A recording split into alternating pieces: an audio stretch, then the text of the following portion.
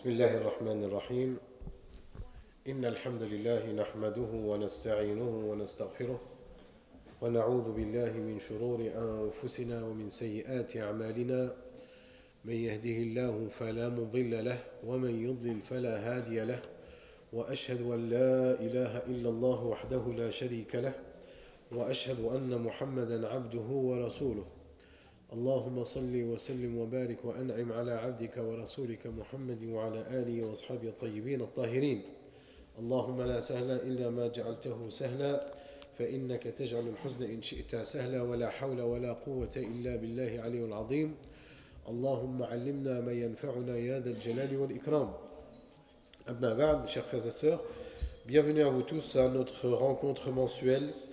Et cette rencontre est un peu particulière dans le sens où vous avez pu le constater que nous avons comme habitude de faire notre conférence mensuelle tous les premiers samedis du mois. Exceptionnellement, elle a été reportée parce qu'il y avait donc les congés, il y en a qui étaient en voyage. Et on a vu que c'était plus opportun de le faire aujourd'hui que de ne pas la faire, et ceci bien sûr à l'approche du mois de Ramadan. Un sujet qui est très important pour nous tous, pour notre jeunesse, pour nos enfants, pour les plus âgés, pour tous musulmans et musulmans. Ce qui nous attend, ce qui nous vient dans quelques jours. Nous sommes vendredi, il nous reste 2 jours peut-être avant l'entrée du mois béni du Ramadan. Et quand je dis le mois béni du Ramadan, je n'ai pas dit le mois sacré du Ramadan. C'est pour ça qu'avant de commencer à parler d'un sujet, de savoir de quoi on parle. Quand on dit le mois béni du Ramadan, ce n'est pas la même chose que de dire le mois sacré du Ramadan. Le mois sacré, Allah subhanahu wa ta'ala a rendu sacré 4 mois dans l'année. Inna idda shuhur inda Allah 12 shahra. Minhum arba'atul hurum. Allah subhanahu wa ta'ala dit dans le Saint-Coran que le nombre de mois dans l'année est de 12. Donc, dans le calendrier des musulmans, Allah subhanahu wa ta'ala décrit dans le Coran que nous avons un calendrier qui s'appelle le calendrier hégirien, et le nombre de mois dans ce calendrier est de 12. Et Allah azza wa jalla les décrit, et parmi ces 12, il y en a 4 qui sont sacrés. Et quand on dit qu'ils sont sacrés, c'est-à-dire qu'il y a des règles bien spécifiques. Quand on parle en arabe de l'ashhur al-hurum, on entend bien le haram, c'est-à-dire qu'il est interdit, qu'il est haram de faire certaines choses où il serait acceptable de le faire dans les autres mois. Et par la grâce d'Allah subhanahu wa ta'ala, ce n'est pas notre sujet aujourd'hui. Ce qui nous intéresse ici, c'est simplement de faire bien la part des choses entre le mois de Ramadan, que le prophète sallallahu alayhi wa sallam le décrit comme béni et non par sacré. Et le béni, il est traduit en arabe comment? Par Mubarak. Shahru Ramadan, fahuwa shahrun Mubarak. Wa laysa min ashhurul hurum. Alors, comment faire la part des choses? Il est béni par quoi? Allah subhanahu wa ta'ala a fait qu'il y a eu une révélation du Saint-Coran. Elle s'est déroulée à quelle période de l'année? Elle s'est déroulée durant le mois de Ramadan.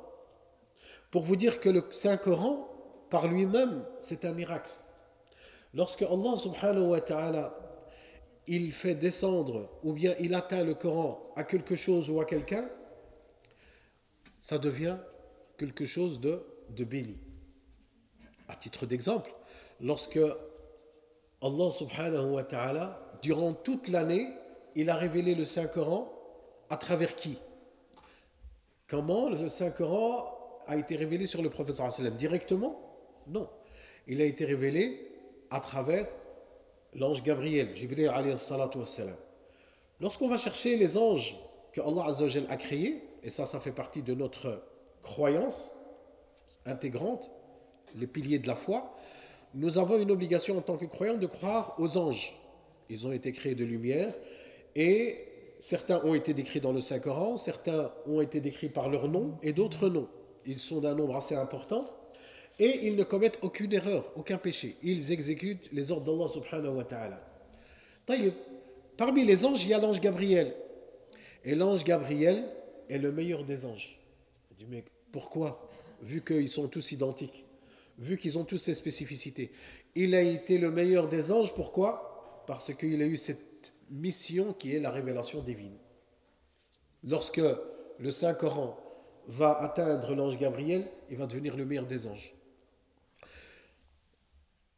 Lorsque l'ange Gabriel il va révéler le Saint-Coran à qui? À un prophète, un messager, afin de transmettre ce message divin aux gens. Quelle que soit ta nationalité, quelle que soit ton origine, ta couleur de peau. Ce Saint-Coran qui a été révélé sur un prophète, qui est le prophète Muhammad, sallallahu alayhi wa sallam. Qu'en est-il de notre attitude à nous en tant que musulmans par rapport au prophète? Eh bien, ça fait partie aussi intégrante de notre foi. Lorsque le prophète sallallahu alayhi wa sallam, il dit, qu'est-ce que la foi? Ma huwa al-iman an tu'mina billahi wa malaikatihi wa kutubihi wa rusulihi ila al-akhir. Donc, de croire aux anges, au livre saint et aussi aux prophètes et aux messagers. Et Allah Azza wa Jal, qu'est-ce qu'il dit dans le Coran, surat al-Baqarah, surat la vache? Il dit la nufarriqu bayna ahadin. Nous croyons à tous les prophètes et messagers. Nous ne faisons aucune distinction entre eux. Donc nous, en tant que musulmans, nous croyons au prophète Moussa, alayhi salatu wassalam, Moïse. Nous croyons au prophète Jésus, Isa, alayhi salatu wassalam. Nous croyons à Sayyiduna Ibrahim, alayhi salatu wassalam, Daoud, et tous les prophètes sans aucune distinction. On ne va pas dire non, celui-là, on va plus croire en celui-là qu'à d'autres. Ou bien celui-là c'est de notre religion, celui-là n'est pas de notre religion. Non, tous, ils ont eu ce message divin qui est de transmettre le message divin qui est d'adorer un Dieu unique. Mais le prophète alayhi salatu wassalam, il a cette spécificité d'être le meilleur et le dernier des prophètes. Mais qu'est-ce qui s'est passé au prophète alayhi salatu wassalam? Il a eu cette révélation divine de Jibril alayhi salatu wassalam. Qu'est-ce qui lui a été révélé? Le Saint-Coran. Contrairement, on va dire que les autres prophètes, il y a eu la révélation de l'Injil, l'Évangile, le Taurat, Suhuf Ibrahim, les psaumes d'Ibrahim alayhi salatu wassalam. Mais le prophète sallallahu alayhi wa sallam, lorsqu'il a eu la révélation du Saint-Coran, il est le sceau des prophètes, il est le dernier des prophètes et il est le meilleur des prophètes alayhi salatu wassalam. Regardez ce Coran, comment il est un miracle. Dès qu'il touche quelque chose ou quelqu'un, on a dit, dès qu'il touche quelque chose ou quelqu'un, ça devient le meilleur. On a dit, donc on a parlé des anges, on a parlé des prophètes, on va parler de la période. Allah Azza wa Jal, il nous a donné dans toute l'année 12 mois. On va dire, quel est le mois préféré? Quel est le meilleur des mois? Eh bien, Allah subhanahu wa ta'ala va rendre un mois béni par quoi? Par la révélation du Saint-Coran. Lorsque Allah subhanahu wa ta'ala va révéler le Saint-Coran, dans quel mois? Durant le mois de Ramadan. Shahru Ramadan alladhi unzila fihi al-Qur'an. Le mois du Ramadan, donc le mois du Ramadan, c'est le mois durant lequel a été révélé le Saint-Coran. Donc il a fallu que ce Saint-Coran fût révélé durant le mois de Ramadan pour qu'il devienne béni par le Coran. On a parlé des anges, on a parlé des prophètes, on a parlé du mois. Est-ce qu'on va plus loin? On peut aller plus loin. Allah subhanahu wa ta'ala nous a donné 30 jours dans le mois. Alors, quel est le meilleur des jours? On dit oui, directement, c'est sûrement le vendredi. C'est la fête des musulmans de la semaine. Alhamdulillah, on va le Jumu'ah, on s'habille en blanc, on dit Surat al-Kahf. C'est la fête hebdomadaire des musulmans. Bien, pas de problème. Mais par rapport au Ramadan, parce qu'on on parle du Ramadan, on va voir quelle est la journée ou la nuit qui a le plus de valeur ou bien qui est spéciale ou bien qui porte plus d'importance par rapport aux autres nuits. Inna anzalnahu fi laylatil qadr. Wa ma adraka ma laylatul qadr. Laylatul qadri khayrun min alfi shahr. Donc Allah subhanahu wa ta'ala, il décrit dans le Saint-Coran une sourate, dans les 114 sourates, pour l'humanité entière, une sourate entière, avec son nom, la sourate de la destinée, Al-Qadr. Et Allah subhanahu wa ta'ala, qu'est-ce qu'il dit dans cette sourate? Que nous l'avons certes révélée durant la nuit du destin. Mais qu'est-ce que la nuit du destin? La nuit du destin a plus de valeur auprès d'Allah Azza wa Jal que 1000 mois. 1000 mois qui correspond à plus de 83 années.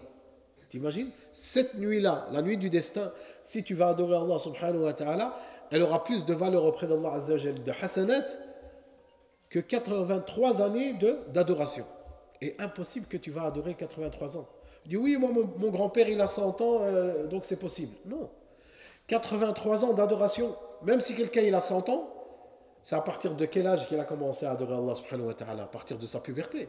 Donc à partir de peut-être 15 ans, 16 ans, 18 ans. Donc, tu vas aller chercher, tu ne vas jamais trouver autant de hasanat. Dans une seule nuit. Pourquoi cette nuit est aussi importante? Parce que Allah Azza wa Jal a révélé le Saint-Coran durant cette nuit. Donc lorsque Allah Azza wa Jal a révélé le Saint-Coran durant cette nuit, c'est la meilleure des nuits de toute l'année.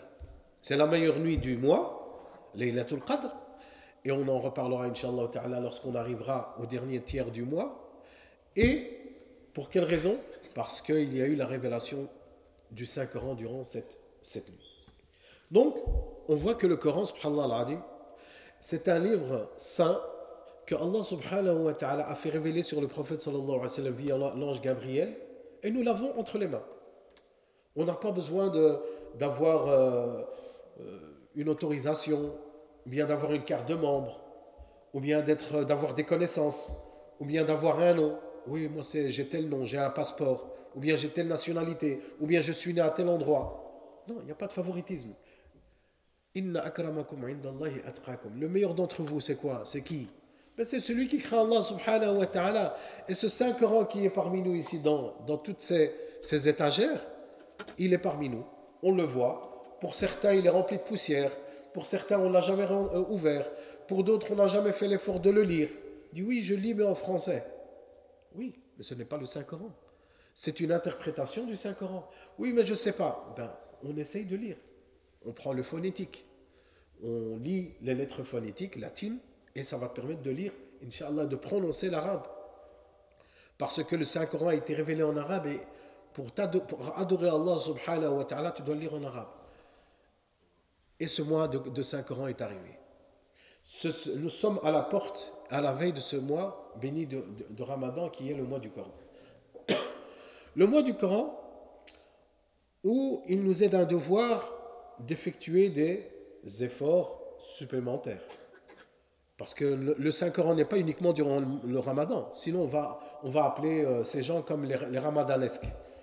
Ils dorment toute l'année et le Ramadan, il est là. Ah, masha'Allah, la prière, le jeûne, la sadaqa, on va être des bénévoles. Après, dès que le Ramadan est terminé, il y a l'Eid, après il retourne dormir. Ça, c'est les gens qui adorent le Ramadan. On ne parle pas de cela. Peut-être qu'on en reparlera à la fin du mois. Le Saint-Coran, est-ce qu'il est venu uniquement durant le mois de Ramadan? Non, il est venu pour tout le monde et pour tous les temps. Et ce Saint-Coran, il est valable pour tous les instants, pour tous les moments. Là, il va dire, oui, mais ça, c'est le Saint-Coran, il a été révélé il y a plus de 1400 ans, c'est quelque chose de dépassé, c'est moyenâgeux. C'était l'époque du prophète sallallahu alayhi wa sallam, maintenant c'est révolu, il faut s'intégrer, il faut se moderniser. Allah subhanahu wa ta'ala nous a créés et on va se moderniser par rapport à quoi? On va se moderniser par rapport à la soumission d'Allah subhanahu wa ta'ala. On va s'intégrer par rapport à ce qu'Allah subhanahu wa ta'ala nous demande. Et il n'y a aucun souci, il n'y a aucune contradiction, le fait de vivre en son temps, mais en concordance avec les règles religieuses. L'autre, parce qu'il y a cette peur chez les jeunes. Si tu commences à prier, si tu commences à mettre le foulard et tout, ben, toutes les portes elles vont se fermer.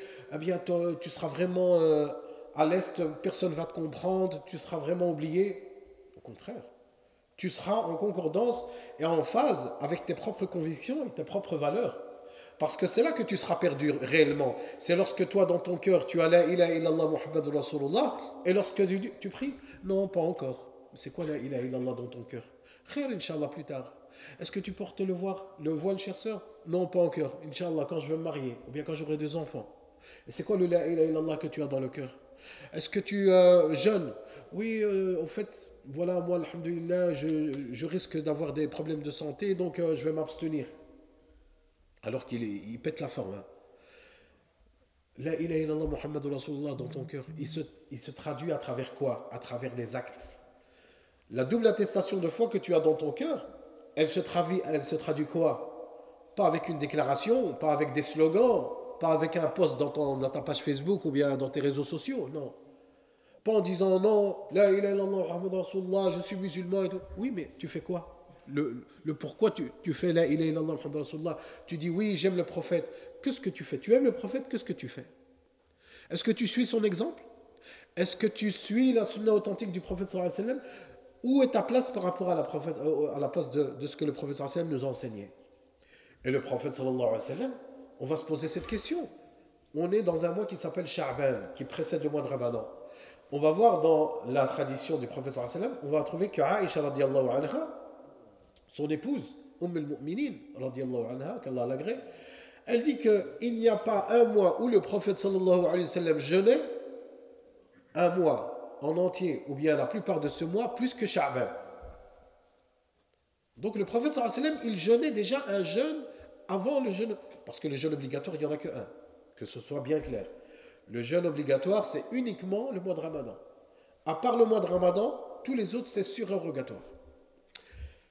Donc le prophète sallallahu alayhi wa sallam, déjà, il avait cette habitude de jeûner le mois de Sha'ban. Et quand on dit le mois dans son entièreté, c'est simplement, s'il va jeûner 25 jours dans le mois, eh bien, on peut considérer que c'est comme s'il avait jeûné tout le mois.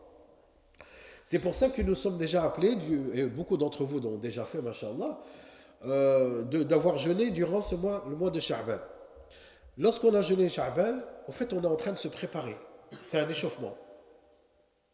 C'est un échauffement psychologique, c'est un échauffement physique, parce que ton corps, il va subir des changements. Ton corps qui est habitué au petit déjeuner, au pique-nique, au midi, au goûter, au soir et encore le soir. 4, il y en a qui mangent peut-être 5 ou 6 fois dans la journée et la nuit. Tu passes de ça à rien. Et après, peut-être celui-là qui n'a rien compris dans le jeûne, il va récupérer tout le soir. Donc ton métabolisme, donc ton corps, il va changer, il va sentir un changement. Ce changement-ci, il se fait par étapes. Eh bien, il va s'adapter. C'est pour ça que, comme vous avez pu le constater, le challenge maintenant qu'on se donne, qu'on se prépare, c'est qu'il y a un top départ qui va être donné. Une course contre la montre. Imaginons qu'on doit faire le 1000 mètres. Les 1000 mètres, et il faut taper le sprint. Et pendant ces 1000 mètres, il faut donner tout ce qu'on a. Et on va faire l'effort à partir de quand? Dès le début, dès le top départ. Imaginons qu'on est dans une course et pendant les premières minutes, on va dire écoute, moi je vais marcher à mon aise et après je vais vous rattraper. Mais tu rêves, tu vas rattraper personne. Tous les autres, ce seront déjà en avance, tu ne vas jamais le rattraper. Donc c'est pour ça que lorsqu'il y a une course contre la montre, lorsque tu as un délai bien déterminé, l'effort il est à fournir. Et comme vous constatez dans les courses à pied, qu'est-ce qui se passe lorsqu'ils font les tours là, dans les Jeux Olympiques ou bien dans les compétitions? Ils courent. Et les derniers mètres, qu'est-ce qu'il fait? C'est le sprint final. Là, c'est vraiment tout ce que tu as dans le ventre, tu dois le donner. Eh bien, c'est pareil avec le mois de Ramadan. Le mois de Ramadan, il y a un challenge qui t'attend. C'est une course contre la montre, c'est 30 jours qui vont t'attendre et qui seront là. Le Ramadan, il sera là. Est-ce que toi, tu seras là? Allahu a'lam. Est-ce que moi, je serai là? Allahu a'lam. Mais tu dois te mettre dans ta tête comment je serai dès le premier jour du mois de Ramadan. Parce qu'imaginons que quelqu'un qui est habitué avec son petit café le matin, oh, moi j'aime bien, c'est mon petit rituel du matin, le petit café noir, ou bien le petit déjeuner que je prends avec mes parents, ou bien avec mon épouse, ou bien avec mes enfants. Et comme ça, du jour au lendemain, tac, tu es habitué à faire ça toute l'année. Le premier jour du mois de Ramadan, tu déjeunes pas de café, rien du tout. Ben, il y a ton cerveau, il va dire, hey, copain, il y a un problème là, j'ai un manque. Et ce manque, il va se traduire par quoi? Il va se traduire par... parce que c'est une addiction, hein, même si tu n'en es pas conscient. On dit une addiction, pas nécessairement qu'aux drogues ou bien à l'alcool. Et l'autre il dit c'est une addiction. Ah, moi je ne suis pas un drogué. Non, mais tu peux avoir une addiction dans d'autres choses. Dans le jeu, tu peux avoir une addiction dans le café, tu peux avoir une addiction dans le sucre. Cette demande en excès. Et là, depuis le premier jour, tu vas voir certains frères, ah, il ne faut pas me parler, j'ai une migraine, j'ai pas bu mon café le matin, c'est le Ramadan, et subhanallah al-adim muhim. La première semaine, ça va être comme ça, mais après, ça va aller. Mais la première semaine, on n'a pas le temps d'attendre une semaine. C'est pour ça qu'il faut se préparer déjà en amont, en avance. Maintenant, dans la tête, psychologiquement, qu'on va jeûner. Parce que dans le début du mois de Ramadan, il y a quoi? Il y a beaucoup de catégories de personnes. Ces catégories de personnes, entre autres, mais il y a les catégories. La première catégorie, on va dire c'est la meilleure, alhamdulillah, et je suis sûr que c'est la plupart d'entre vous. C'est les gens qui sont conscients que c'est le Ramadan dans quelques jours et que, Inch'Allah ta'ala, ils ont programmé. Celui qui travaille, eh bien, il va organiser sa vie par rapport à son travail. Il y en a qui ont pris même des congés. Il y en a qui sont en train de s'arranger pour pouvoir comment il va prier la nuit. La prière de Fajr, le Sahur, le petit. Donc, il est déjà dans sa préparation. Ça, c'est la première catégorie de personnes. L'autre qui est à l'école, eh bien aussi, j'ai cours jusqu'à quelle heure, je rentre à la maison, peut-être j'aurai le temps de passer à la mosquée, faire quelques activités ou bien une conférence, je rentre à la maison, j'aide pour l'iftar, après on va à la mosquée et ça me permet d'aller dormir directement, demain j'ai cours le matin. Il y en a qui se préparent déjà psychologiquement et ça c'est très bien et c'est ça qui est voulu. D'autres, tu lui dis, le mois de Ramadan, Inch'Allah, c'est peut-être lundi. Lundi, on va jeûner. Il va te dire, bof, et alors ben, c'est le mois tant attendu, tu sais. Les pieux prédécesseurs, ceux qui nous ont précédés, qui étaient des gens pieux, qu'est-ce qu'ils faisaient? Ils invoquaient Allah subhanahu wa ta'ala 6 mois, afin qu'Allah azza wa jalla leur accorde la vie, pour qu'ils puissent être encore vivants lorsque le Ramadan arrive. Allahumma ballighna Ramadan. 6 mois qu'ils font des invocations. Ya Allah, fasse que je sois encore. 6 mois. Et lorsque le Ramadan se termine, pendant les 6 mois, les autres 6 mois, qu'est-ce qu'ils faisaient? Allahumma taqabbal minna siyam. Ils faisaient des invocations qu'Allah Azza wa Jalla accepte toutes les œuvres qu'ils ont mis en œuvre durant ce mois béni. Et toi, lorsqu'on va te poser la question, et alors? C'est le Ramadan, c'est tout, casse pas la tête. C'est quoi que tu as l'intention de faire? Ben, je sais qu'il y a telle série à la télé, je sais qu'il y aura moyen de qassar dans tel café, de temps en temps on va aller chez Delale, on va faire une bouffe party. C'est ça le Ramadan. Ouais, j'aime bien le Ramadan, l'ambiance et tout, Delale, tkahkih et tout. Ouais, mais après, l'essentiel du Ramadan, tu vois le truc qui s'appelle jeûner, le fait de faire des aumônes, le fait de penser aux autres, le fait de penser à soi-même, le fait de lire le Coran, le fait de méditer le Coran. Ouais, on verra, Inch'Allah, khair. Donc il y a cette catégorie de personnes. Et la troisième catégorie, il n'est même pas au courant de ce qui se passe. Tu le vois par exemple le lundi si c'est le premier jour du Ramadan, le lundi on va se rencontrer avec lui, ça va comme ça va, tu vas bien et tout, ouais viens je t'invite à un café. Oh t'es fou quoi toi, c'est le Ramadan, quoi tu jeûnes pas? Ah non, j'ai pas encore mangé, mais c'était le Ramadan, subhanallah, j'ai oublié, j'étais même pas au courant. Je savais que c'était bientôt le Ramadan, mais il y en a qui sont comme ça, c'est pas de l'exagération. Ils sont pas au courant. C'est, voilà, ils ont vu de la lumière, après ils disent, ouais, on va rentrer. Pourquoi? Parce que le Ramadan, pour eux, c'est quoi? C'est quand il y a l'iftar, quand il y a le harira. Ils sont rentrés à la maison, la veille, il n'y a pas de harira à la maison, donc il n'y a pas de Ramadan. Ils sont partis à la mosquée, il n'y a pas de tarawih, donc il n'y a pas de Ramadan. Et d'où la spécificité justement de ce mois béni. Le mois, lorsqu'il commence, lorsque le mois de Ramadan commence, il commence par quoi? Par la journée ou par la nuit? Par la nuit. Le mois lunaire, il commence par la nuit. C'est-à-dire que le lundi, si c'est le premier jour du Ramadan, c'est quand qu'on le sera? Ce sera la veille. C'est la vision du croissant lunaire. Donc dimanche, en fin de journée, on va attendre la décision. Est-ce que le croissant lunaire a été vu?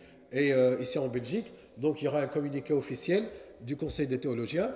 Et à partir de là, si le croissant lunaire a été vu, ça veut dire que le mois va commencer. Ça veut dire qu'après Salat al-Maghrib, le Ramadan commence. Alors qu'on n'a même pas encore jeûné. Le Ramadan va commencer, pas par le jeûne, par la nuit, par la prière. Et ça, beaucoup de gens passent à côté. Surtout nos frères et sœurs, nos jeunes, ils passent à côté de ce bienfait. Si lundi, c'est le Ramadan, eh bien, dimanche, après Salat al-Maghrib, c'est le mois de Ramadan. C'est-à-dire que les prières de Tarawih peuvent déjà commencer le dimanche soir. Certaines mosquées l'organisent, d'autres pas. Certaines mosquées, ils s'abstiennent. Ils disent oui, mais il n'y a encore pas de gens. Et d'autres, ils disent non, non, c'est le Ramadan, donc dès la première nuit, parce que c'est la nuit du Ramadan. Et c'est la première nuit du Ramadan, et c'est ce que Allah subhanahu wa ta'ala nous a décrit, que durant le mois de Ramadan, la nuit, il faut prier, et la journée, il faut jeûner. Le prophète alayhi salatu wassalam, amin, le prophète sallallahu alayhi wa sallam, qu'est-ce qu'il dit par rapport au... Il va prononcer cette bonne nouvelle. Il va annoncer cette bonne nouvelle aux compagnons. Et lorsqu'il annonce cette bonne nouvelle aux compagnons, il l'annonce aussi à la communauté. Donc nous sommes aussi tous concernés. Qu'est-ce qu'il va dire le prophète sallallahu alayhi wa sallam? Atakum Ramadan, shahrun mubarak, Donc le prophète sallallahu alayhi wa sallam, il rapporte dans le hadith de Abu Huraira, radiyallahu anhu, il dit, le mois de Ramadan vous est venu. C'est un mois béni. Et le prophète sallallahu alayhi wa sallam, il le décrit comme un mois béni, pas un mois sacré. C'est un mois béni qu'Allah vous a imposé de jeûner. Donc c'est pas n'importe quel mois. C'est Allah subhanahu wa ta'ala nous a obligés. C'est pour ça que ça fait partie des piliers de l'islam.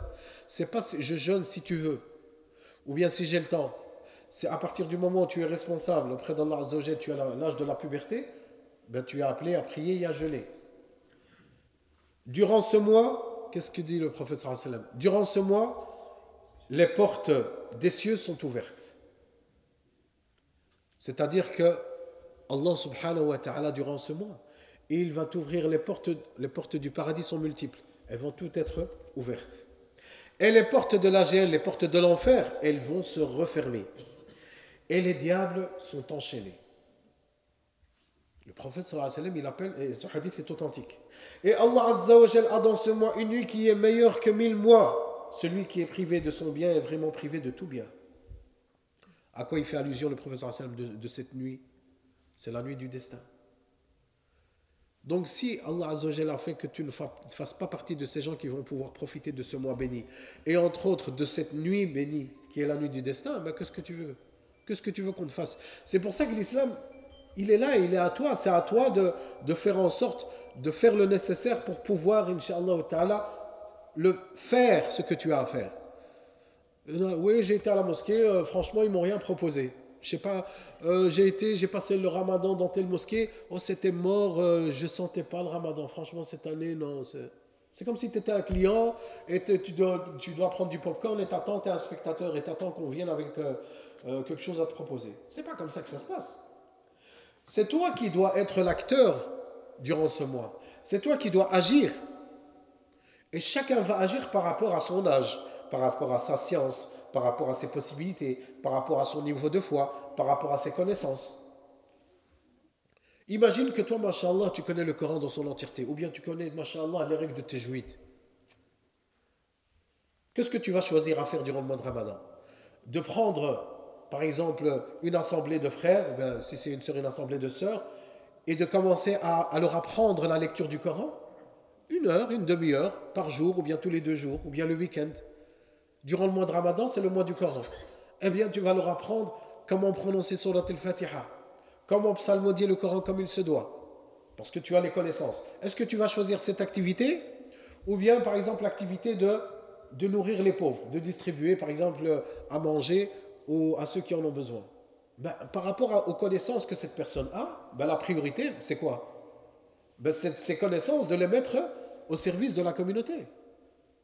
Et si cette personne n'a pas la science, eh bien, elle aura la possibilité de pouvoir faire autre chose. Donc c'est pour ça qu'il ne faut pas se faire avoir. Regarde de quoi tu es capable et par rapport à ce que tu es capable. Ça, c'est une chose. Et là, on a pensé aux autres. Avant de penser aux autres, il faut penser à soi-même. Tu penses à toi-même. Moi, de quoi j'ai besoin? Le mois de Ramadan, il est là. Les portes du paradis sont ouvertes. Les portes de l'enfer sont fermées. Et les diables sont enchaînés. C'est-à-dire, je suis dans une posture, dans une situation où j'aurai une facilité à me rapprocher d'Allah Azza wa Jal. Eh bien, remets-toi en question et pose-toi les bonnes questions. Qu'est-ce qui me manque dans ma religion? Qu'est-ce qui me manque avec ma relation avec Allah Azza wa Jal? Afin de cibler ton manque. Que si, par exemple, parfois il ne faut pas aller très loin. Parfois, tu as un problème, un grand problème dans ta relation avec Allah Azza wa Jal, eh bien consacre-toi uniquement à ce problème-là pour qu'Allah Azza wa Jal fasse que tu fasses partie des gens qui ont profité du mois de Ramadan. À la fin du Ramadan, tu n'as plus ce souci dans ta vie. Donc, le prophète alayhi salatu wa salam, il nous annonce cette bonne nouvelle. Et c'est pour ça que la troisième catégorie de personnes qu'on a vues, ceux qui ne sont pas au courant, ben, ils ont un problème. Ils ont un problème dans le sens où le prophète sallallahu alayhi wa sallam, il t'annonce une bonne nouvelle, il te dit quoi? Et alors? Mais non, c'est pas et alors. C'est quelque chose de formidable. C'est quelque chose d'extraordinaire. Ce mois béni, il est tant attendu parce que durant ce mois, Allah subhanahu wa ta'ala, il raffermit les cœurs, il rapproche les cœurs d'Allah subhanahu wa ta'ala. Vous ne voyez pas de vous-même comment les mosquées sont remplies? Ouais, moi le ramadan, c'est le mois des hypocrites, le type il va jamais prier, après le mois de Ramadan il est là. Allahu Akbar. Quelqu'un qui se rapproche d'Allah Azza wa Jal durant le mois de Ramadan, c'est un hypocrite. Au contraire. L'hypocrite, c'est celui-là qui va essayer de détruire ses frères et sœurs dans la communauté pour essayer de l'éloigner de la maison d'Allah subhanahu wa ta'ala, même pendant le mois de Ramadan. Donc il faut faire attention à ce qu'on dit. Parce que si les portes du paradis sont ouvertes durant le mois de Ramadan et les portes de l'enfer sont fermées, les portes de la mosquée sont ouvertes toute l'année. Et Allah subhanahu wa ta'ala fait en sorte que les cœurs sont affermis et on a besoin de se rapprocher d'Allah Azza wa Jal dans sa maison. Parce que c'est dans la mosquée qu'on va prier ensemble, c'est qu'on va faire les veillées nocturnes, c'est dans la mosquée qu'on va pouvoir écouter le psalmodier, le Saint-Coran, qu'on va entendre les conférences en différentes langues. C'est pour ça que c'est le rôle des mosquées de pouvoir donner un programme durant le mois de Ramadan, on ne va pas dire bien chargé, mais modeste quand même, la moindre des choses. C'est irresponsable qu'une mosquée, durant le mois de Ramadan, ne fait aucune activité. C'est irresponsable. C'est pas normal.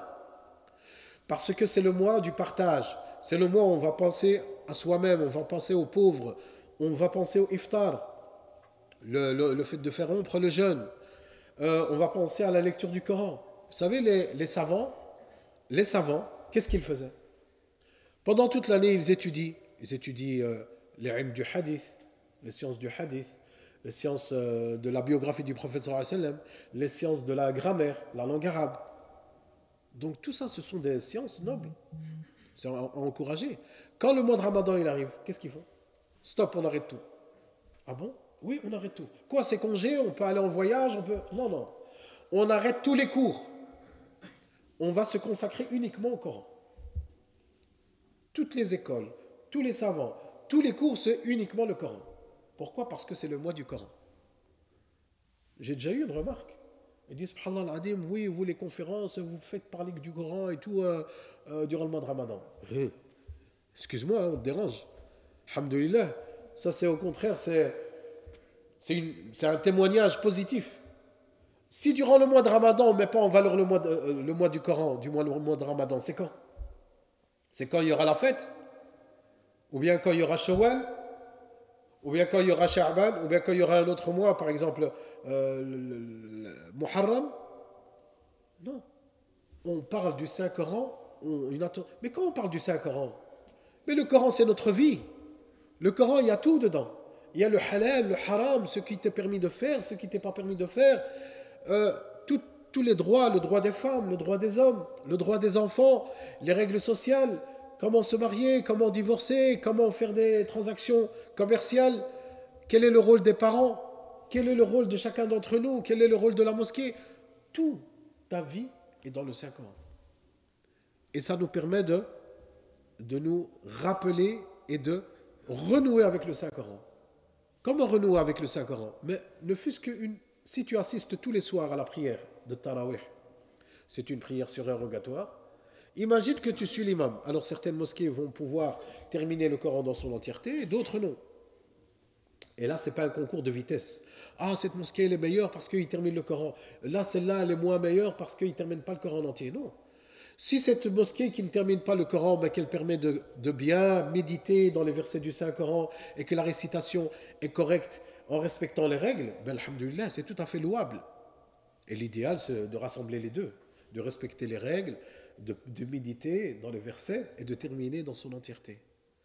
Mais dans tous les cas, ne pas se focaliser et avoir cet objectif de course qu'il faut absolument terminer. Et surtout, il y en a qui se donnent un autre challenge encore plus grave, plus grand, c'est de terminer le Coran la nuit du 27.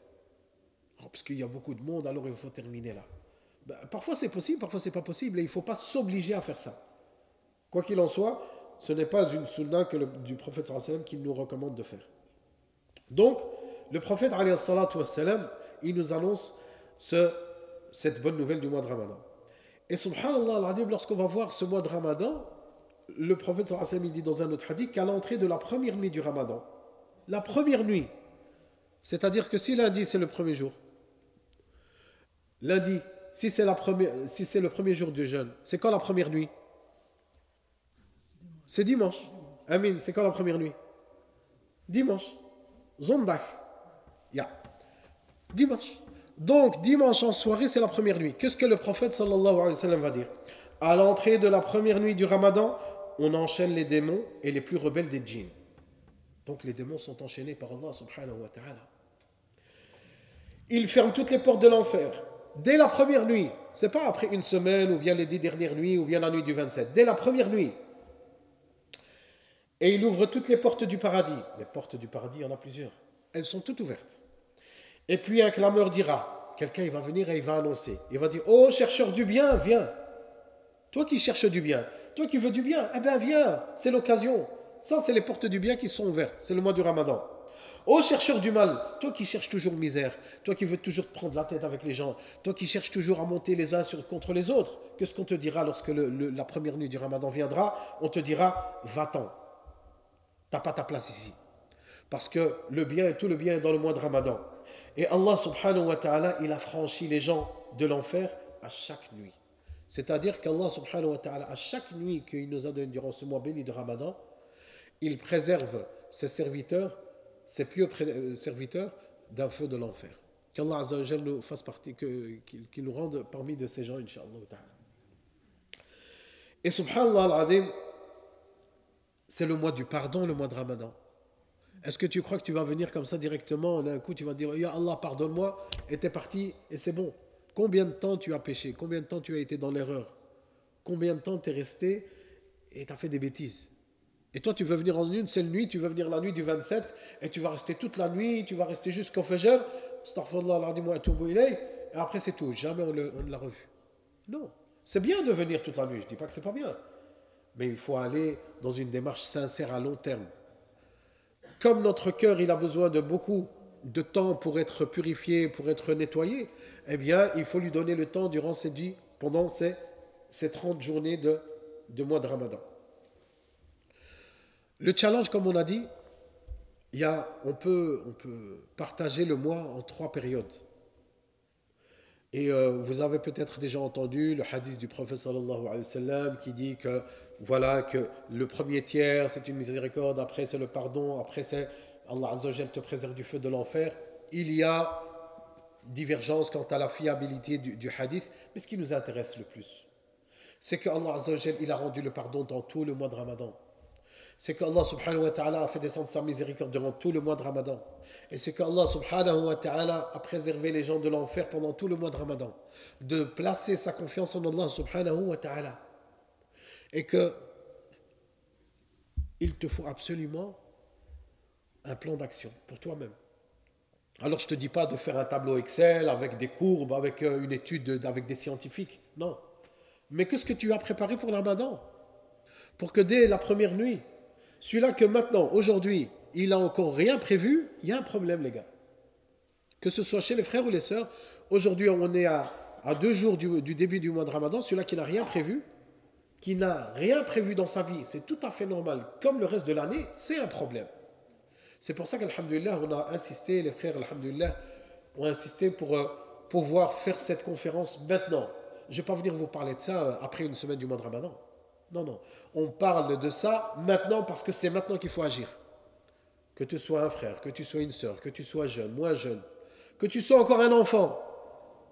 Il dit oui, les enfants, moi je suis encore petit, je ne suis pas concerné par ça. Non, tu es aussi concerné par ça. Toi aussi tu es concerné par ça. Alhamdulillah. Et tu es là aujourd'hui et personne ne pourra dire le contraire. On est tous témoins que tous les jeunes de bas âge qui sont ce soir, ils sont là. Et il y en a beaucoup qui sont avec leurs parents qui nous suivent sur la page Facebook, ils vont entreprendre justement cette démarche. Et moi aussi, pendant le mois de Ramadan, c'est quoi? Moi, je ne veux pas aller commencer à regarder les dessins animés, ou bien vas-y, tu déranges maman qui est à la cuisine, va à la télé, casse pas la tête, tu déranges, ou bien va-t'en. Non, moi aussi, je vais t'aider, Oummi. Moi aussi, je vais t'aider, Abi. Abi, tu vas à la mosquée? Abi, moi aussi, je veux partir avec toi. Je ne suis pas la corvée. Non, garde les enfants. Il y en a qui vont chercher babysitting, justement, pour garder les enfants pour aller à la mosquée. Quand c'est des enfants de bas âge qui vont peut-être déranger, qui vont plus pleurer ou bien déranger les autres, c'est possible. Mais si c'est un enfant, alhamdulillah, qui est mûr et qui sait se tenir, ben c'est une éducation pour lui-même. On a une époque, les frères et les sœurs, où il faut se réveiller les consciences. On n'est plus à cette époque où les fidèles prient dans les premiers, deuxième, troisième rang, où il est où ton fils? Oh, il est sûrement là-bas en train de faire des bêtises. Ou bien il est sûrement dans la rue, dans le café. Et donc, il y a le salam alaikum de la dernière prière, il va venir directement avec son père et il va rentrer avec lui à la maison. C'est fini ça. Il faut que tu viennes avec ton enfant. Et si tu viens au premier rang et que tu as trouvé ta place et que tu es avec ton enfant, il aura sa place au premier rang. À partir du moment qu'il ne va pas déranger, bien sûr qu'il sait se tenir, on se comprend bien. Et surtout chez les sœurs, chez les femmes. Craignez Allah Azza wa Jal chez les sœurs. Tous les ans, on a ce problème. Tous les ans, on croit que certaines femmes ont plus de droits que d'autres. Par exemple, la femme qui a des enfants, on dirait que c'est la corvée de la mosquée. Ah, pourquoi tu as amené tes enfants? Moi, je suis venu ici pour m'apaiser. Toi, tu es venu ici nous casser la tête. Il faut regarder aussi objectivement. Certains vont amener leurs enfants. Vas-y, fais ce que tu veux, mon enfant. Tu es mon chéri, c'est la maison d'Allah. Non, on n'est pas dans cette optique-là. Tu gardes ton enfant, il doit savoir se tenir. C'est une éducation. Mais commencer à condamner les personnes. Il y a des femmes qui sont divorcées, qui sont monoparentales, qui n'ont personne pour tenir les enfants. Il y a certaines personnes qui ont des difficultés, qui ont des problèmes sociaux, qui veulent faire un vide, qui n'ont pas une facilité de pouvoir psalmodier le Coran. Ils vont aller à la mosquée pour écouter une belle lecture. Pourquoi elles n'ont pas leur place, subhanallah? Pourquoi toujours dénigrer et délaisser? Comme s'il dit oui, priorité à moi. Non. Comme tu veux du bien pour toi-même, tu le veux pour tout le monde. Et c'est surtout ça qu'on devra, Inch'Allah ta'ala, purifier nos cœurs durant ce mois. Et purifier les cœurs, ce n'est pas la veille ou ce n'est pas le premier jour, c'est déjà maintenant. Se mettre dans la tête que cette année, Inch'Allah ta'ala, en ce qui concerne la mosquée El-Amal, bon, dans toutes les mosquées du monde, mais on parle de quelque chose que nous vivons ici dans la mosquée et dans beaucoup de mosquées sur Bruxelles, qu'il y a cette fraternité, qu'il y ait ces cœurs apaisés. Et le fait de penser au nous et pas au moi. Moi, je me rappelle encore l'année passée, j'étais venu prier, mais je vous l'explique, hein. J'ai stationné ma voiture, et pour un besoin, je ne me rappelle plus, c'était très urgent, je devais quitter avant la fin de la prière. Je suis sorti, comme tout le monde. Ne pensez pas que l'imam, il a une place VIP, ou bien un hélicoptère va venir le chercher. C'est comme tout le monde. Je me dirige vers ma voiture, il y a une voiture qui est stationnée et qui me bloque. Je ne sais pas sortir. Elle est bloquée. La voiture, elle est là, elle est bloquée. Je ne sais pas sortir. Il est en double fil et je ne sais pas. Je suis bloqué. J'appelle. J'essaie de prendre contact. Il y a un numéro de téléphone. Ça ne répond pas. J'appelle, ça ne répond pas. J'appelle, ça ne répond pas. J'ai été condamné à rester dans la voiture jusqu'à la prière soit terminée. Et ensuite, le frère, il me répond. Oui, frère, c'est ta voiture. Tu as fermé l'accès à ma voiture. Ah, j'arrive, j'étais à la mosquée. Frère, crains Allah Azza wa Jal, tu m'as empêché de partir, j'avais une affaire urgente. Ouais, mais j'étais à la mosquée, à l'aise, hein, qu'est-ce qu'il y a? On est tous venus pour la mosquée. Hein. Et le type, il ne se remet pas en question, il ne va pas demander pardon, s'excuser ou bien mettre à l'aise. Au contraire, c'est de ta faute. Pourquoi tu es sorti avant, tu vois? Et ça, c'est injuste. Et je peux vous citer un autre exemple qui est arrivé ici en Belgique, pas à Bruxelles. C'était un vendredi. Une personne qui a voulu prier vendredi, comme tous les musulmans, mais à sa manière. C'est le patron, tu vois. Il vient, il a trouvé une place. Où ça? Ah, il y a un garage. Ah, un garage, c'est sûrement un musulman. Mohamed, il habite en face de la mosquée. Il stationne devant le garage. Il rentre à la mosquée. Astaghfirullah, astaghfirullah, astaghfirullah. Il rentre à la mosquée, il prie. Alhamdulillah, il a terminé. Pendant qu'il était à la mosquée, les propriétaires du garage, des personnes âgées, des non-musulmans, un couple âgé, la femme, l'épouse, a eu une crise cardiaque. D'urgence, le mari veut prendre son épouse à l'hôpital, il ne sait pas sortir la voiture, c'est bloqué. Il n'a pas su sortir sa voiture, il a dû attendre l'intervention des ambulanciers et autres, c'était trop tard, elle est morte. Est-ce que vous pensez que cette personne va pardonner, pas à la personne qui a stationné devant son garage, mais à la communauté musulmane dans son entièreté? Est-ce que vous pensez qu'un jour il va pardonner? À chaque fois qu'il va penser à son épouse qui est morte, il va penser à cette communauté qui n'a aucune compassion, qui n'a aucun respect des droits des autres. Comment ça s'est terminé cette histoire? Il y a eu une enquête, il y a eu poursuite judiciaire, la mosquée fermée.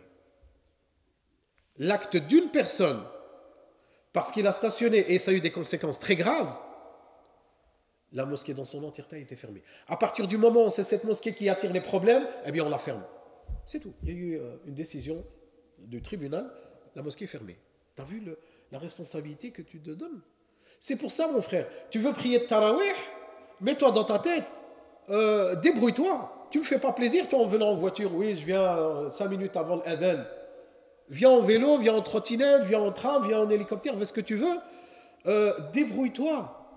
Même ne pense surtout pas que tu vas nous faire plaisir en venant en dernière minute en voiture, après tu stationnes où tu veux. Organise-toi, et c'est maintenant que tu t'organises, pas le dernier moment. Et c'est une responsabilité, que ce soit ça les frères ou les sœurs. Il y a beaucoup de questions qui ont été posées parce que c'est surtout ça qui nous intéresse, aussi à travers vos demandes. Et par la même occasion, la dernière intervention concernant le mariage, je vous avais promis qu'on allait répondre aux questions. Nous allons tenir notre promesse, Inch'Allah ta'ala, mais voilà, le mois de Ramadan est là, donc priorité au mois de Ramadan. Et après le mois de Ramadan, on reviendra sur ce sujet, donc ce sera le mariage, Inch'Allah, acte 2, Inch'Allah ta'ala. Et là, je suis sûr que vous serez là encore. Mais le problème, c'est que vous allez amener un camion de questions encore. Mais alhamdulillah, khair, on sera là, bi'idhnillah. Donc, entre-temps, le sujet va être traité à travers vos questions, qui vont pouvoir cibler, Inch'Allah ta'ala, vos demandes.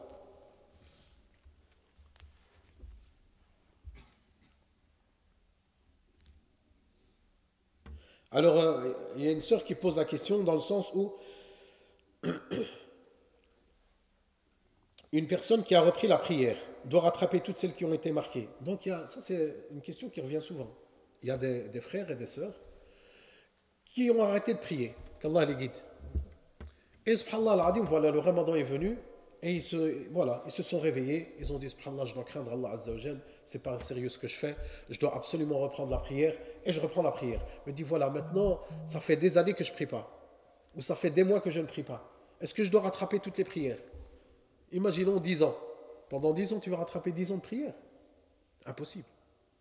Et les savants ont dit par rapport à ce sujet-là que, justement, une personne qui s'était abstenue de prier, qui avait arrêté la prière, doit faire un repentir sincère. Parce que c'est un grave péché, c'est un grand péché, c'est pas quelque chose de minime. Donc, quand on dit un péché qui a besoin d'un repentir sincère, c'est un repentir sincère, c'est-à-dire un regret profond. Et toutes les prières que tu feras à l'avenir, Inch'Allah, de toujours demander pardon, qu'Allah Azza wa Jal te raffermisse et accepte tes prières. Et les savants ont dit que non, tu ne devais pas les rattraper quand c'était une longue période. Quand c'est une petite période, quelques jours que tu n'as pas prié, surtout parce que c'était une raison particulière, tu étais à l'hôpital ou autre, eh bien là, les savants ils disent qu'à partir du moment où c'est quelque chose que tu sais gérer, c'est une courte période, là, tu peux les rattraper au fur et à mesure. Par exemple, chaque jour, par exemple, salat al-do, tu la prieras 2 fois, ou bien salat al-asr 3 fois, pour rattraper les jours, et tu fais cela petit à petit. Mais en ce qui concerne les grandes périodes, un repentir sincère et de reprendre la prière, Inch'Allah ta'ala. Que faire si je mange durant le Ramadan par oubli? Donc, quelqu'un peut boire ou manger par oubli. Il a oublié. Mais quelqu'un qui a dit oui, mais c'est quelqu'un qui craint pas Allah Azza wa Jal, c'est sûrement quelqu'un qui ne s'est pas préparé. Non, ça peut arriver à n'importe qui. Pourquoi? La plus grande preuve, c'est arrivé au temps du prophète sallallahu alayhi wa sallam. Au temps du prophète sallallahu alayhi wa sallam, il est arrivé que voilà, il y a quelqu'un qui a bu et qui a mangé par oubli. Et le prophète sallallahu alayhi wa sallam, qu'est-ce qu'il lui a dit? Il lui a dit termine ton jeûne. Il lui a dit termine ton jeûne, c'est Allah Azza wa Jal qui t'a donné à boire et qui t'a donné à manger. Donc tu l'as fait, pas volontairement, et ton jeûne est accepté. Et Allah Azza wa Jal, qu'est-ce qu'il dit dans le Saint-Coran? Rabbana, la tu'akhidna in nasina aw akhta'na. Oh Allah, ne nous juge pas si nous avons oublié ou nous avons commis une erreur. Donc, tu l'as fait par oubli. Certes, il y a un avis que certains savants vont t'appeler à refaire ce jour-là par précaution afin de préserver ta religion. Parce que le jeûne, c'est une obligation, c'est un pilier de l'islam. Donc, il y a cet avis que vous allez entendre, qui est tout à fait respectable. Et ça, bien sûr, c'est tout à chacun comment il voit la chose, Inch'Allah ta'ala. Est-ce que la récompense est identique si on lit le Coran en arabe ou en phonétique? Le prophète, alayhi salatu wassalam, qu'est-ce qu'il dit par rapport à la lecture du Coran? Le Coran, déjà, c'est une évocation d'Allah subhanahu wa ta'ala. Huwa dhikr, huwa a'zam dhikrullah. C'est le plus beau, le plus grand, le plus majestueux des évocations d'Allah azza wa jalla. Euh, et pour évoquer Allah Azza wa Jal à travers le Saint-Coran, le Saint-Coran il a été révélé comment sur le prophète sallallahu alayhi wa sallam? En arabe. Donc, le prophète sallallahu alayhi wa sallam il dit La aqul alif lam mim harf. Je ne dis pas que alif lam mim, comme surat al-Baqarah par exemple, surat la vache, le premier verset c'est quoi? Alif lam mim. Le prophète sallallahu alayhi wa sallam il a dit alif lam mim, ce n'est pas une lettre. Alifun harf, alifun c'est une lettre, lam c'est une lettre et mim c'est une lettre. Donc il y a 3 lettres. Et chaque lettre, c'est 10 hasanat. Et ces 10 hasanat sont multipliés jusqu'à 700 hasanat. Donc rien que le dire alif lam mim, tu as 30 hasanat minimum et fois 700. Et Allah Azza wa Jalla multiplie comme il veut subhanahu wa ta'ala. Donc pour avoir ces hasanat, il faut absolument prononcer l'arabe. La question ici, si on lit le Coran en arabe ou en phonétique, est-ce que c'est la même chose? Mais lorsque tu vas lire en phonétique, il y a marqué par exemple Alif, A, L, I, F. Tu vas lire Alif, La, Mim. Donc tu vas prononcer l'arabe. Donc tu as la même récompense. C'est pour ça que dans certains ouvrages qu'on distribue, ou bien qui sont même sur certaines applications, celui-là qui ne sait pas lire l'arabe, lisez en phonétique. Vous allez pouvoir prononcer la langue arabe et avoir ses hasanat. C'est à quel moment que vous n'avez pas cette récompense énorme de la lecture du Coran? C'est lorsque vous allez lire l'interprétation du Coran. Ça va vous permettre de vous rapprocher d'Allah Azza wa Jal, ça va vous permettre de méditer, de comprendre ce que vous récitez, ou bien certaines personnes, comment elles font? Elles disent, subhanallah, mais je vais aller prier aujourd'hui à la mosquée. Je sais qu'aujourd'hui l'imam va commencer, voilà, surat al-Baqarah, et il va réciter les 2 premiers chapitres. Eh bien, toi, à la maison, tu vas prendre les 2 premiers chapitres et tu vas lire en français, parce que tu n'as pas de connaissances approfondies en arabe. Tu vas lire l'interprétation en français, l'exégèse. Tu vas comprendre globalement ce que Allah Azza wa Jal veut nous dire, parce qu'il nous parle, Allah subhanahu wa ta'ala, à travers le Saint-Coran. Tu vois, quand tu vas venir à la mosquée et tu vas entendre l'imam, tu vas t'envoler, tu vas planer. Tu vas être en biose, tu vas être en phase avec les versets du Saint-Coran. Pourquoi? Parce que tu comprends ce qui est récité. Ceux qui ne comprennent pas, ils ne comprennent pas l'imam lorsqu'il commence à pleurer. Pourquoi il pleure? Qu'est-ce qu'il a? Il est triste. Il est triste? Non, pas qu'il est triste. Il vit avec les versets. Lorsque Allah Azza wa Jal parle du châtiment, est-ce qu'il va être appelé à rigoler? Lorsque tu vas te rappeler de la grandeur d'Allah subhanahu wa ta'ala, de la miséricorde d'Allah Azza wa Jal, c'est avec humilité que tu vas te rabaisser et que tu vas pleurer et que tu vas penser à tes péchés. Mais si tu ne comprends pas, vas-y, et c'est ces gens-là, la plupart, et c'est dommage. Oh, subhanallah, al-adim, il est trop long. Oh, subhanallah, al-adim, c'est quand qu'il va terminer? Alors que lorsqu'il est dans une salle d'attente ou là, dans une file, il est debout pendant 1 heure, il n'y a pas de problème. Mais là, l'imam, il doit vite terminer. Parce que lui, voilà, c'est un homme d'affaires. Écoute, comprends ce qui est récité et tu verras que tu te diras dans ta tête, j'espère qu'il ne va jamais s'arrêter. C'est pour ça que si la lecture, elle est belle à entendre, tu vas dire, Ya Rabbi, qu'il ne s'arrête pas. Et ça, à chacun de nous, peut-être que tu vas aimer un lecteur plus que d'autres, eh bien, il n'y a aucun mal d'aller à telle mosquée, ou telle mosquée, ou telle mosquée, ou telle mosquée. Mais si tu vas à la mosquée de ton quartier, ce sera une priorité. Donc, Inch'Allah ta'ala, concernant cette question, elle est réglée. Ma famille et moi sommes victimes d'une injustice concernant un mariage. Allez, le mariage, il doit apparaître, même si c'est le ramadan. Frère, parce que s'il y a une injustice, le mois de ramadan, c'est aussi le mois de la réconciliation. Donc, frère, Inch'Allah. Une forte dispute a éclaté chez nous à la maison, devant mes parents, mes sœurs. Nous avons voulu faire le premier pas pour commencer un bon mois de ramadan. Très bien, Masha'Allah. C'est justement de ça qu'on parlait. Et les oncles, jusqu'à présent, ne sont pas excusés, ni répondu à notre message. Ils nous ont coupé les liens avec notre grand-père, et cette situation semble-nous en faute. Et notre mois de ramadan sera-t-il pas accepté à cause de cette histoire? Quoi qu'il en soit, ce que vous avez entrepris comme démarche et ce que vous avez fait, alhamdoulilah, vous êtes récompensé. Donc, alhamdoulilah, à partir du moment où la démarche est sincère et que vous le faites, alhamdoulilah, dans ce but de pouvoir se réconcilier avec soi-même et avec les autres, avec les membres de la famille, est-ce que les autres vont répondre? Est-ce que les autres vont aller dans ce sens? Est-ce qu'ils vont accepter? Est-ce qu'ils vont se réconcilier? Ça ne t'appartient pas. Toi, tu as fait ce que tu avais à faire. tu as demandé pardon, tu as demandé des excuses, mais même comme ça, ne coupe pas les liens. Reste toujours, essaye en permanence de pouvoir garder, Inch'Allah ta'ala, ce lien de parenté.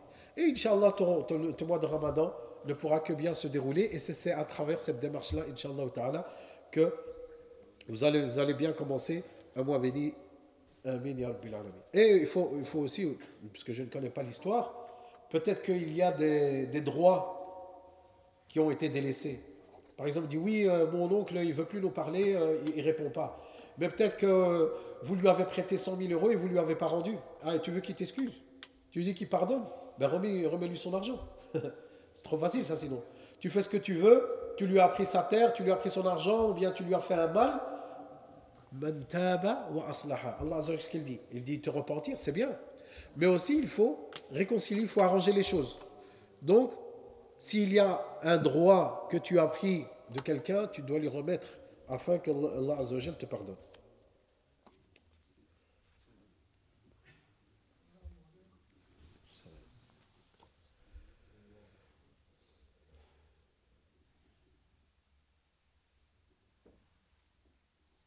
Il y a un frère ici qui fait une remarque en arabe concernant la prière mortuaire, qu'avant la prière mortuaire, qu'il faut faire le rappel de la manière dont se déroule la prière. C'est quelque chose que moi personnellement je fais à chaque fois. Ben, si pour une raison ou pour une autre l'imam n'a pas fait le rappel, c'est qu'il a une raison, bien par oubli ou bien par manque de temps, mais quoi qu'il en soit, s'il ne l'a pas fait, la prière est valable.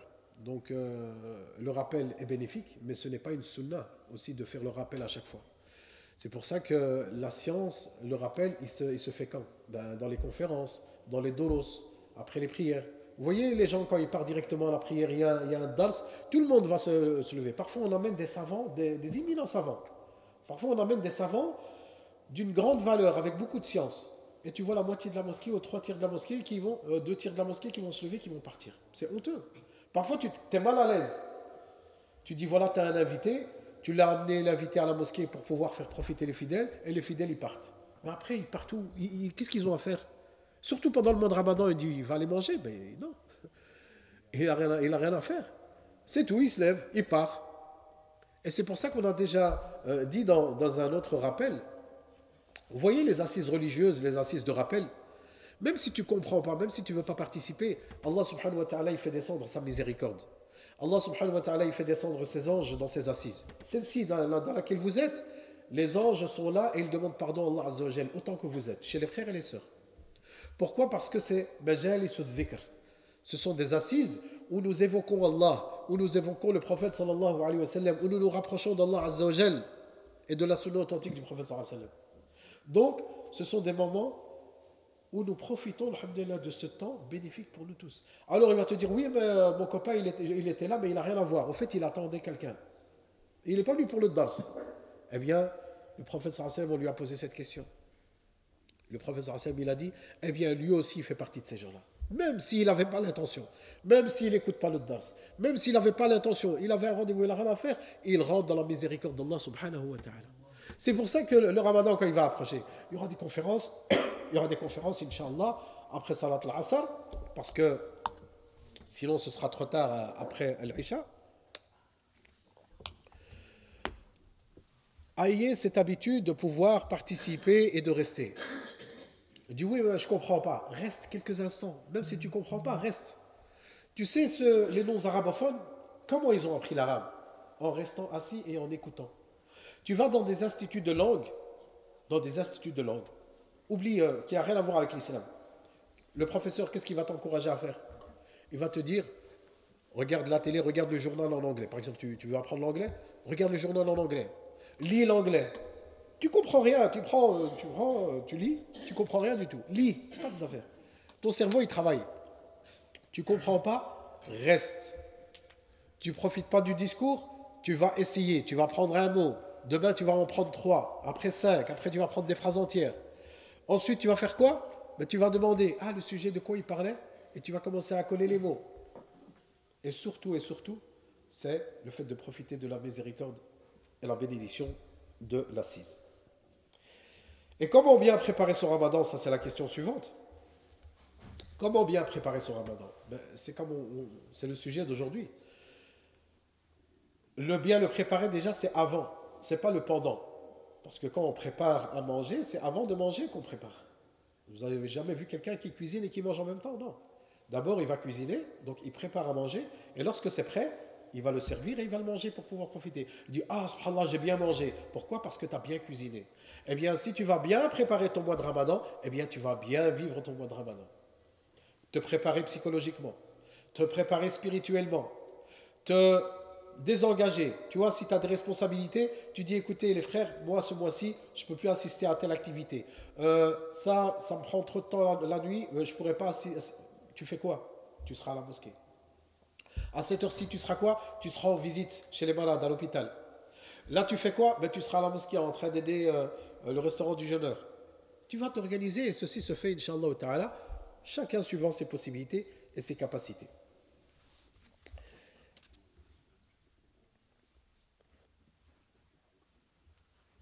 Il y a une question là que je n'ai pas compris. Quelles sont les choses haram? C'est haram pendant le ramadan. Rien, Inch'Allah, je n'ai pas saisi la question. Comment favoriser l'étude du Coran du mois le mois de ramadan? Très bonne question qui est du sujet. Favoriser l'étude du Coran du mois de ramadan. Le ramadan, on l'étudie de plusieurs façons. Il y a la lecture, le qira'a, le tilawa. Alors, soit réciter par cœur, ou bien le lire. Ça, c'est donc favoriser le Coran. Écouter le Coran. Peut-être tu ne sais pas lire, ou bien peut-être tu travailles. Eh bien, tu écoutes. Tu vois tes écouteurs le matin, tu mets du Coran. Méditer le Coran. Tadabbur, fi ayat. Méditer le Coran. Qu'est-ce qu'Allah Azza wa Jalla a voulu dire par là? Est-ce que ça m'est déjà arrivé? Qu'est-ce que j'ai fait alors qu'il m'est arrivé ça? Lorsque Allah Azza wa Jalla, quelle était ma situation? Comment j'ai réagi? Méditer. Comprendre le Saint-Coran, l'exégèse du Coran, tafasir. Qu'est-ce qu'a dit l'imam Ibn Kathir? Qu'est-ce qu'a dit Tabari? Qu'est-ce qu'a dit le tafsir al-Mawdu'i? Il y a plusieurs exégèses. Ou bien parfois tout simplement une explication brève des versets du Coran. Donc, le fait de comprendre, de méditer, de lire, de réciter, d'étudier par cœur, tout ça c'est étudier le Coran. C'est pour ça que nous disons, durant le mois de Ramadan, dans nos invocations, Allah fait en sorte que le mois de Ramadan soit un mois de Coran et que le Coran soit le printemps de mon cœur. Allahumma ij'al al-Qur'an al-azim rabi'a qulubina. Le printemps de nos cœurs, c'est-à-dire que ton cœur, il va... Qu'est-ce qui se passe au printemps? Il y a l'éclosion, il y a les fleurs qui s'ouvrent. Eh bien, ton cœur va s'ouvrir. Il va s'ouvrir au Saint-Coran. Il va s'ouvrir à ce que Allah subhanahu wa ta'ala te demande de faire pour rester dans la soumission d'Allah subhanahu wa ta'ala.